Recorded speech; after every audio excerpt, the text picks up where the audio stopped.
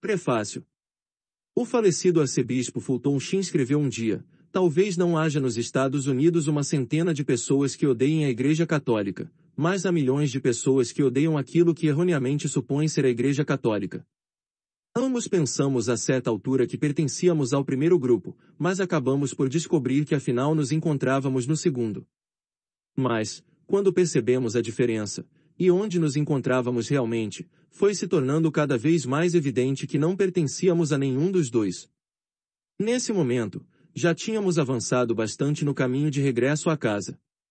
Este livro descreve esse percurso. É um relato de como descobrimos que a Igreja Católica é a família da Aliança de Deus.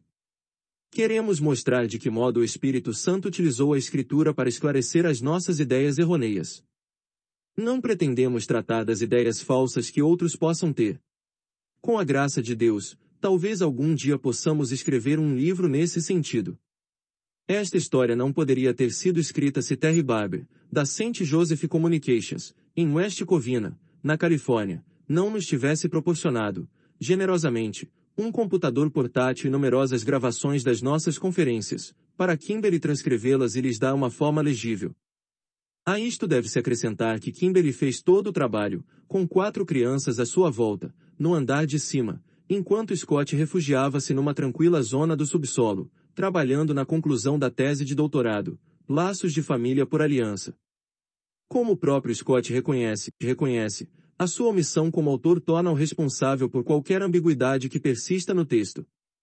G. K. Chesterton disse uma vez: se realmente vale a pena fazer alguma coisa, vale a pena fazê-la a todo custo. Isto explica por que razão quisemos correr o risco e ter a consolação de partilhar em papel impresso o nosso percurso, neste momento tão atarefado das nossas vidas. Scott e Kimberly Hahn. 29 de junho de 1993. Festa de São Pedro e São Paulo. Introdução. Agradecemos a Deus pela graça da nossa conversão a Jesus Cristo e à Igreja Católica por ele fundada, porque só pela assombrosa graça de Deus podemos encontrar o caminho de regresso à casa.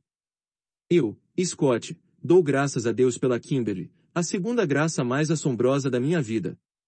O Senhor a colocou ao meu lado para me revelar a realidade da sua família de aliança, e enquanto eu ficava extasiado com a teoria, Kimberly punha em prática, servindo, cheia de alegria, de canal para as terceiras graças de Deus mais assombrosas da minha vida, Michael, Gabriel, Hannah e Jeremiah. O Senhor serviu-se de todas estas graças para ajudar este inepto detetive bíblico, o Tenente Colombo, da teologia, a solucionar o caso do catolicismo, e voltar a casa.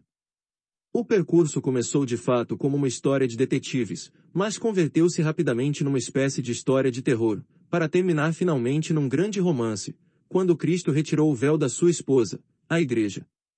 A propósito, será útil ao leitor ter presente estes 3 tipos de histórias à medida que for lendo.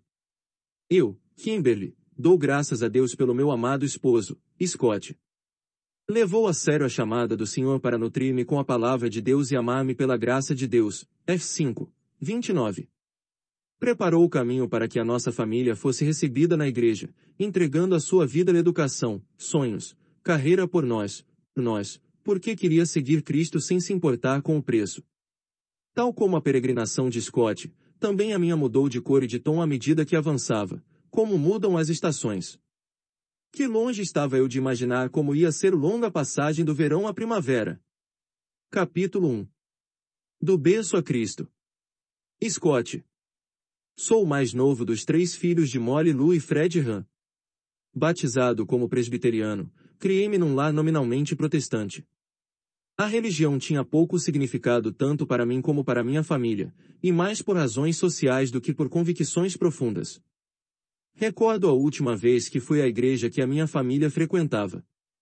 O ministro pregava unicamente sobre as suas dúvidas a respeito do nascimento virginal de Jesus e da sua ressurreição corporal. Levantei-me no meio do sermão e saí. Lembro-me de ter pensado, não sei com certeza em que é que acredito, mas pelo menos sou suficientemente honesto para não me levantar e atacar as coisas que se supõe que tenho que ensinar. Também me interroguei, por que é que este homem não deixa pura e simplesmente o seu ministério na igreja presbiteriana e se junta aos que partilham as suas crenças? Mal sabia eu então que acabava de assistir a um presságio do meu próprio futuro. Tudo o que fazia, correto ou incorreto, fazia-o com paixão. Como um adolescente típico, perdi todo o interesse pela igreja e comecei a interessar-me muito pelo mundo. Em consequência, depressa me vi metido em encrencas. Catalogado como delinquente, tive que comparecer ante o tribunal de menores. Confrontado com uma sentença que me condenava a passar 1 ano num centro de detenção por uma série de acusações, a custo consegui que a alterassem por 6 meses de liberdade condicional. Ao contrário de Dave, o meu melhor amigo, fiquei assustado ao ver onde tinham ido parar as coisas. Sabia que algo tinha que mudar. A minha vida desmoronava-se rapidamente e eu andava à deriva. Dave era indiferente. Sabia que era católico, mas quando se gabou de mentir ao sacerdote na confissão, pensei que já tinha ouvido demais. E falam de hipocrisia. Tudo o que consegui dizer foi: Dave, como me alegra saber que nunca terei que confessar os meus pecados a um padre. Que pouco sabia eu! No primeiro ano do ensino médio, o Senhor pôs no meu caminho um estudante universitário chamado Jack. Era um responsável da Young Life, um movimento fundado para partilhar o evangelho com rapazes difíceis e sem fé, como eu e os meus amigos. Jack chegou a ser um bom amigo, e a nossa relação significou muito para mim. Costumava vir jogar basquete, ficava conosco depois das aulas, e por fim levava-nos a casa no seu carro. Depois de nos conhecermos um pouco melhor, Jack convidou-me para um encontro da Young Life. De forma educada respondi: não, obrigado. Não tinha a menor intenção de assistir a uma reunião de tipo religioso, mesmo que não fosse numa igreja. Jack mencionou então de passagem que certa moça, chamada Kate, iria estar lá. Devia saber que Kate era a jovem que eu estava tentando namorar naquele momento. Disse-lhe então: vou pensar. O Jack continuou então a explicar-me que um dos principais guitarristas de Pittsburgh, um tal de Wall, tocava nas reuniões, e ficava depois para improvisar com algum guitarrista interessado. Naquele ano, como Jack sabia bem, a guitarra tinha se convertido praticamente na minha religião, afastando outras atividades menos úteis. Pelo menos agora, eu tinha uma boa desculpa diante dos meus amigos para ir à reunião da Young Life. E fui. Falei bastante com Kate e depois improvisei com Wall, que era realmente assombroso com a guitarra, ensinou-me inclusive alguns arranjos. Voltei na semana seguinte, e na outra. Todas as semanas, Jack dava uma palestra na qual fazia com que as histórias do Evangelho acerca de Jesus ganhassem vida. Depois desafiava-nos com a mensagem básica do Evangelho: éramos pecadores necessitados de salvação, e Cristo morrera na cruz para pagar pelos nossos pecados. Tínhamos que escolhê-lo como nosso Salvador e Senhor para sermos salvos, não era algo automático. Ouvia-o, mas não ficava muito impressionado. Um mês mais tarde, Jack convidou-me para um retiro. Não, obrigado, tenho outros planos. Então acrescentou que Kate estaria lá durante o fim de semana. Homem astuto. Os meus outros planos podiam esperar. O pregador do retiro apresentou o evangelho de um modo simples, mas ao mesmo tempo motivador. Na primeira noite disse-nos: repare na cruz. E se tiver a tentação de não levar a sério os seus pecados, lance um olhar intenso e demorado para ela. Fez-me dar conta, pela primeira vez, de que foram os meus pecados que cravaram realmente Jesus na cruz. Na noite seguinte interpelou-nos de outro modo. Disse: se você tem a tentação de tratar superficialmente o amor de Deus, olhe de novo para a cruz, porque foi o amor de Deus por você que colocou Cristo na cruz. Até esse momento eu tinha considerado o amor de Deus como algo puramente sentimental. Mas a cruz não tem nada de sentimental. Aquele homem interpelou-nos depois a comprometer-nos com Cristo. Vi um bom grupo de companheiros à minha volta responderem que sim, mas eu me contive. Pensei: não me quero deixar levar pela emoção. Prefiro esperar. Se isto é certo hoje, também o será amanhã, ou daqui a um mês. Deste modo voltei a casa, adiando qualquer decisão de entregar a minha vida a Cristo. No retiro, comprará 2 livros. Uma noite, quase um mês mais tarde, li de uma vez Saiba Por Que Crê, de Paul Little, e vários capítulos de Mero Cristianismo, de C. S. Lewis. Ambos ofereceram respostas a muitas das minhas perguntas acerca da evolução, da existência de Deus, da possibilidade dos milagres, da ressurreição de Jesus e da veracidade das Escrituras. Por volta das 2 da manhã, apaguei a luz, dei meia volta e rezei: Senhor Jesus, sou um pecador. Creio que morreste para me salvar. Quero entregar-te a minha vida agora mesmo. Amém. Adormeci. Não houve coros angélicos, nem trombetas, nem sequer uma torrente de emoções. Tudo pareceu totalmente irrelevante. Mas de manhã, ao ver os 2 livros, recordei a decisão e a oração da véspera, e soube que alguma coisa tinha mudado. Os meus amigos também notaram a diferença. O meu melhor amigo, Dave, um dos rapazes mais populares do colégio, percebeu que eu já não queria continuar fumando maconha. Chamou-me à parte e me disse: Scott, não se ofenda, mas não queremos que continue andando conosco. Os outros e eu pensamos que você é um informante dos tiras. Olhe, Dave, respondi, você sabe muito bem que eu não sou nenhum espião. Bom, não sabemos o que você é, mas o fato é que mudou, e já não queremos ter nada a ver com você. Boa sorte. E se afastaram. Fiquei atordoado. Apenas um mês depois de me ter comprometido a seguir Cristo, ficava sozinho, sem nenhum amigo no colégio, senti-me atraiçoado. Voltei-me para Deus e disse-lhe: Senhor, eu te dei a minha vida e tu me tiras os meus amigos. Que tipo de tratamento é este? Embora não o pudesse saber nesse momento, Deus pedia-me que sacrificasse algo que se interpunha na minha relação com Ele. Foi um processo duro e lento, mas ao longo dos 2 anos seguintes, desenvolvi amizades sólidas, autênticas e sinceras. Antes de acabar o 2º ano, experimentei o poder transformador da graça de Deus na conversão. Ao longo do ano seguinte senti a ação do Espírito Santo de uma forma pessoal e vivificante. Como consequência, cheguei a sentir uma fome insaciável da Escritura.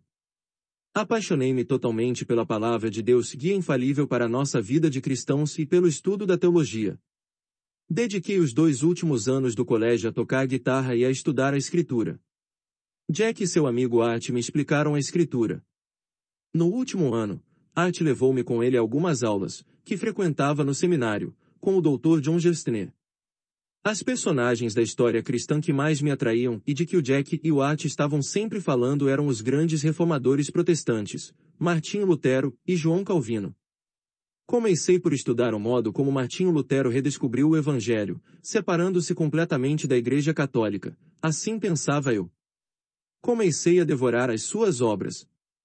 Em consequência, tornei-me muito enérgico nas minhas convicções anticatólicas.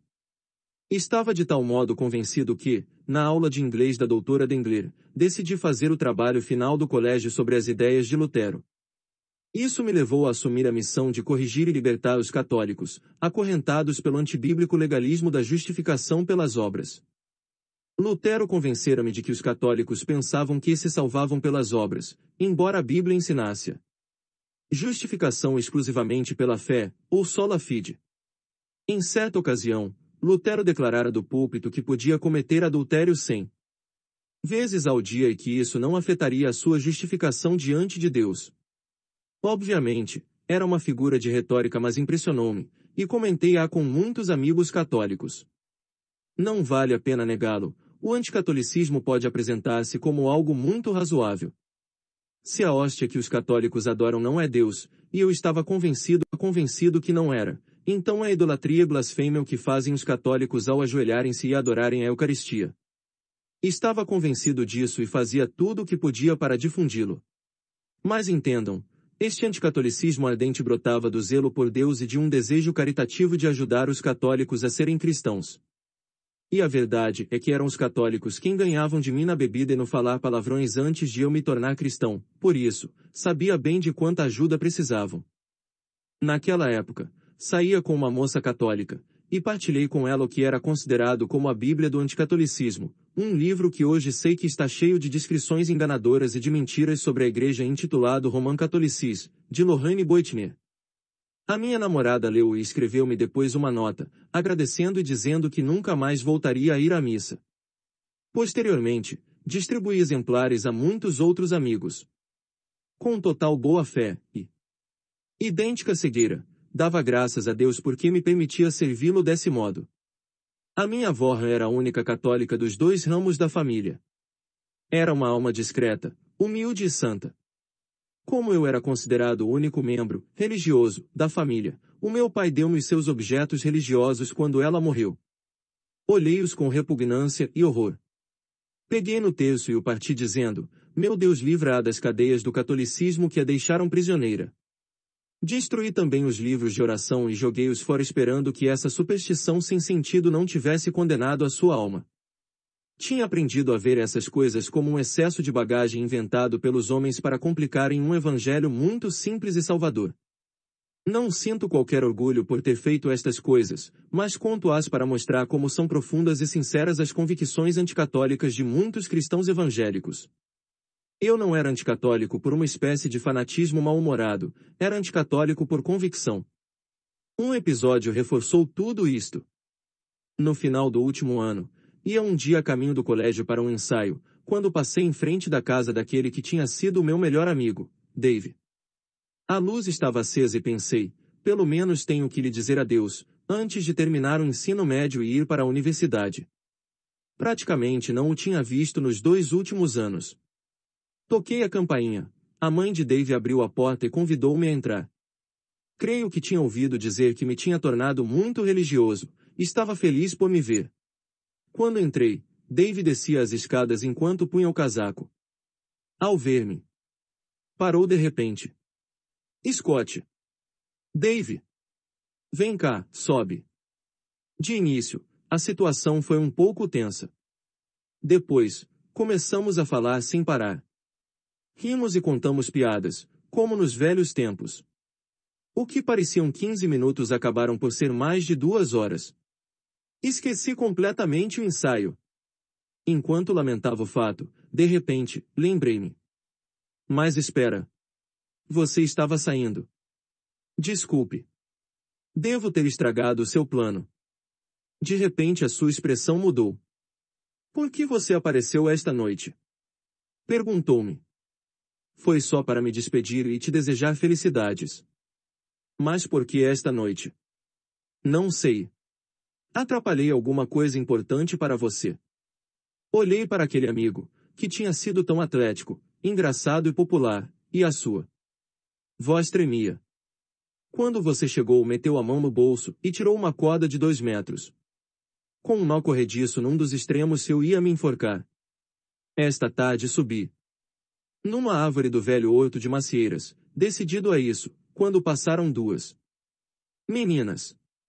Pensei então que já tinha arruinado a minha vida, por que é que eu tinha que arruinar também a delas? Decidi então voltar à noite, depois de escurecer. Ia para lá quando você chegou. Começou a chorar e pediu-me que rezasse por ele. Abraçamo-nos e comecei a pedir por ele nesse mesmo instante. Ao sair de sua casa, vi um crucifixo pendurado na parede, perto da porta principal, e pensei, que pena Dave nunca ter feito caso do Evangelho. No caminho para casa, detive-me a olhar para as estrelas e disse a Deus, Senhor, eu não sabia o que Dave ia fazer, mas tu sabias, não é verdade? Se pode servir-te de gente como eu para ajudar um rapaz como Dave. Aqui me tens. Usa-me mais, especialmente para ajudar os católicos. Kimberly. Pouco antes de repicarem os sinos do Natal de 1957, o meu pai recebeu a notícia de que acabava de nascer a sua primeira filha, Kimberly Lorraine. O seu coração, tal como o da minha mãe, encheu-se de alegria. Os meus pais, Jerry e Patricia Kirk, cobriram-me de orações desde que souberam que eu estava a caminho até hoje. Eles me alimentaram com a palavra de Deus, ao mesmo tempo que me alimentavam com ervilhas e batatas. Batizaram-me, ainda bebê, e me transmitiram a fé desde o primeiro momento. Deram-me bom exemplo, sempre aprendendo do Senhor e crescendo em vida de fé. E o seu amor, um pelo outro e ao Senhor, constituiu um fundamento extraordinário para a minha fé. Que rico patrimônio! Puderam dizer com o salmista, cantarei eternamente o amor do Senhor. Anunciarei a vossa fidelidade de geração em geração, Sal 89, 1. Porque amava os meus pais, amava o Deus que eles amavam. Porque acreditava nos meus pais, acreditava no Deus em que eles acreditavam, acreditava que ele tinha feito o que eles me diziam que tinha feito. Acreditava que a Bíblia era verdadeira porque eles o diziam. Contudo, há sempre um momento em que cada um tem que decidir se as pretensões de Jesus sobre a sua vida são realmente verdadeiras ou não. Um dia, quando estava no 7º ano, tive também essa oportunidade. Criada numa família solidamente cristã, era uma dessas crianças tipicamente boas que não cometem muitos pecados grandes, exteriores, nem muitos pecados de atitude ou de pensamento. Os pecados de omissão tendiam a ser mais numerosos que os de ação. Mas naquele dia, quando me preparava para ouvir a pregação do Dr. Lloyd Ogilvie, tive consciência de como estava longe de Deus. Ouvi o Evangelho de uma forma que me comoveu o coração. Deus me amava, e queria que eu vivesse com Ele e para Ele, mas os meus pecados me separavam dele, e esses pecados tinham que ser perdoados para estar perto de Deus. Por essa razão, Jesus tinha vindo. Tive consciência da minha própria necessidade. Pedi-lhe especificamente perdão por esses pecados dizendo, Jesus, seu meu Salvador. E acrescentei, quero que estejas no trono da minha vida. Jesus, seu meu Senhor. Agora que já não ia continuar avançando pela mão dos meus pais, precisava estar firmemente agarrada à mão do meu Pai Celestial. Mal o pregador acabou de chamar testemunhas ao altar, eu já descia correndo as escadas do anfiteatro e avançava pelo corredor dizendo, sim, Jesus, eu te amo, preciso de ti. Sim, quero que estejas no centro da minha vida. O Salmo 51, 3 diz, tende piedade de mim, Senhor, segundo a vossa misericórdia. Pela vossa grande misericórdia, apagai a minha culpa. Essa era a minha oração. Esta experiência levou-me a uma relação completamente nova com o Senhor. Tinha um desejo de conhecer a minha fé como nunca sentirá antes. Queria jejuar, não porque me falassem disso, mas para ser mais de Deus. Tinha fome da Escritura, de ler, de estudar e de memorizar. Esperava com ansiedade a minha confirmação, que ocorreria nesse mesmo ano, não só para partilhar a fé com os anciãos da nossa igreja, mas também para começar a receber a comunhão. Quando pensava em aproximar-me da mesa do Senhor, comparava-a com a experiência do jantar em família, que, dia após dia, a minha mãe nos oferecia. Era o regresso à casa depois das batalhas de cada dia, uma celebração de todos, um festim de amor servido com graça e beleza. Mal sabia eu, então, que esse jantar preparava mais o meu coração para a futura recepção da Eucaristia do que para a comunhão presbiteriana.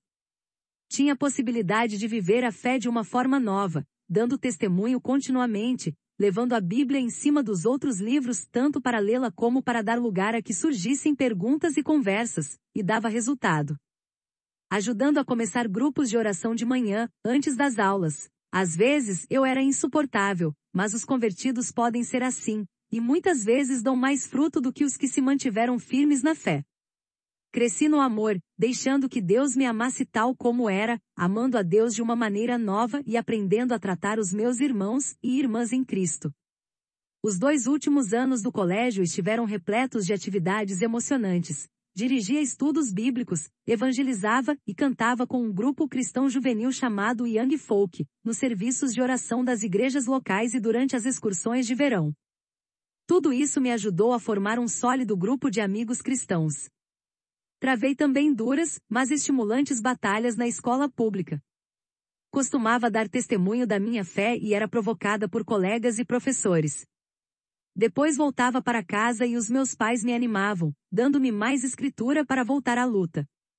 Parecia que estava vivendo o que significava o meu nome. Kimberly quer dizer, donzela guerreira, em gaélico. Realmente tenho que reconhecer que apreciava muito esses confrontos. E sentia curiosidade por ver se uma universidade cristã apresentaria semelhantes desafios.